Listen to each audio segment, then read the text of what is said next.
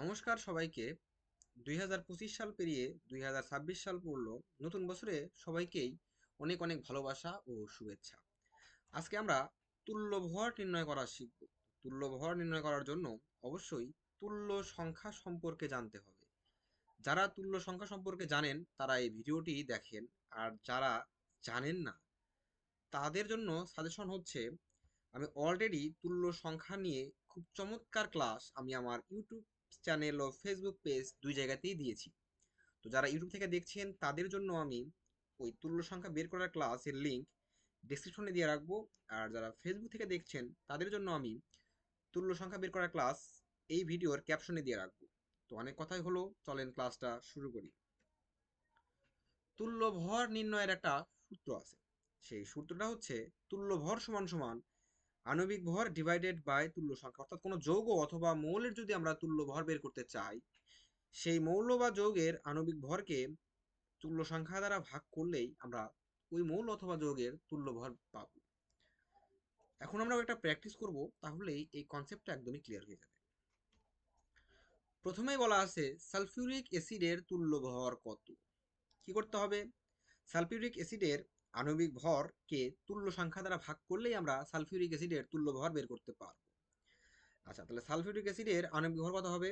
98। এবং এর তুল্য সংখ্যা কত হবে?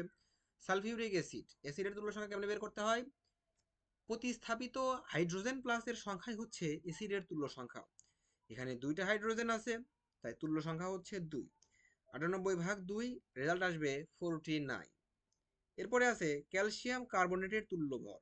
ক্যালসিয়াম কার্বনেটের আণবিক ভর কত? 100। আর ক্যালসিয়াম কার্বনেটের তুল্য সংখ্যা কত হবে? ক্যালসিয়াম কার্বনেট হচ্ছে একটা লবণ, আর লবণের তুল্য সংখ্যা কেমনে বের করে? ক্যাটায়নের চার্জ ইন্টু ক্যাটায়নের সংখ্যা। এখানে ক্যাটায়ন কোনটা? ক্যালসিয়াম। আর আমরা আমরা তো সবাই জানি যে ক্যালসিয়ামের চার্জ হচ্ছে +2। তাহলে 2 গুণন ক্যালসিয়াম আছে কয়টা? একটা। 2 গুণন 1 সমান সমান 2। তাহলে ক্যালসিয়াম কার্বনেটের তুল্য সংখ্যা কত? 2। 100/2, রেজাল্ট আসবে 50। এরপরে আছে সোডিয়াম হাইড্রোক্সাইডের তুল্য ভর কত। কি করতে হবে? সোডিয়াম হাইড্রোক্সাইডের আণবিক ভর ডিভাইডেড বাই তুল্য সংখ্যা। সোডিয়াম হাইড্রোক্সাইডের আণবিক ভর কত? 40। এবং এর তুল্য সংখ্যা কত? সোডিয়াম হাইড্রোক্সাইড কি একটা ক্ষার। ক্ষারের তুল্য সংখ্যা কেমনে বের করে? প্রতিস্থাপিত হাইড্রক্সিল আয়নের সংখ্যা অথবা গৃহীত H+ এর সংখ্যা। আমরা দেখতে পাচ্ছি সোডিয়াম হাইড্রোক্সাইডে একটা হাইড্রক্সিল আয়ন আছে, সেক্ষেত্রে এর তুল্য সংখ্যা হবে 1।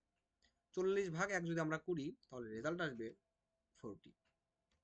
এরপরে আছে অ্যামোনিয়া, এর তুল্য ভর কত? অ্যামোনিয়ার আণবিক ভর কত? 17।